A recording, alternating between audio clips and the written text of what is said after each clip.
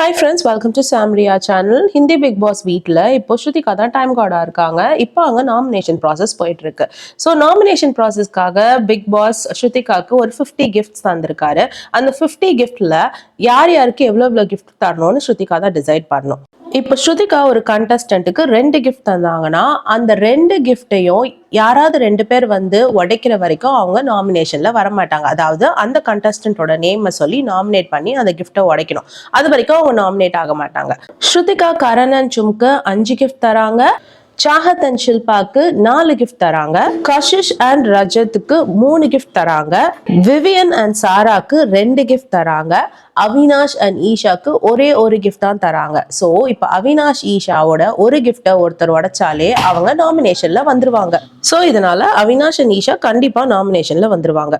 Already promo release ஆயிடுச்சு. கரண் ஈஷா நேம சொல்லி nominate பண்றாரு. ஈஷாவை யோசிச்சாலே அவினாஷ் ஞாபகம் தான் வருது. அவங்க பேக்கேஜா வராங்க. ஸ்ருதிகா சொன்னா அதே ரீசன். ஷில்பா அவினாஷை நாமினேட் பண்றாங்க. அவனை ரொம்ப இரிட்டேட் பண்றான், ரொம்ப ப்ரொவோக் பண்றான், அதனால அவன் என்னை சுத்தி இருக்க வேண்டாம் அப்படின்னு சொல்லி அவரோட கிஃப்டை உடைக்கிறாங்க.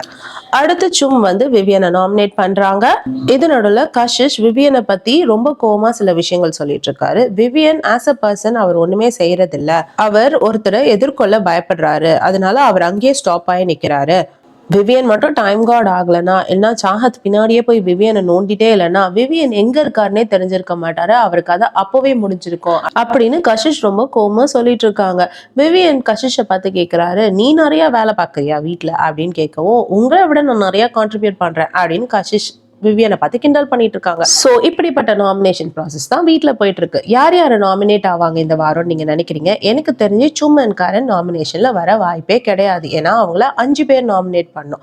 ஸோ 5 பேர் அவங்கள நாமினேட் பண்றதுன்றது ரொம்ப கஷ்டமான விஷயம். ஸோ அவங்கள தவிர மிச்சம் எல்லாருமே நாமினேஷன்ல வருவாங்க நான் நம்புறேன். டைம் கார்டா இருந்து ஸ்ருதிகா செஞ்ச இந்த கிஃப்ட் டிஸ்ட்ரிபியூஷன் பத்தியும் யார் யாரு நாமினேஷன்ல வருவா அப்படிங்கிற உங்களோட ஐடியா பத்தியும் எனக்கு கமெண்ட்ல தெரிவிங்க. நான் படிச்சு தெரிஞ்சுக்கிறேன். இந்த வீடியோ உங்களுக்கு பிடிச்சதுன்னா please like, share and subscribe. வேற ஒரு வீடியோல திரும்பவும் மீட் பண்ணலாம். பாய்.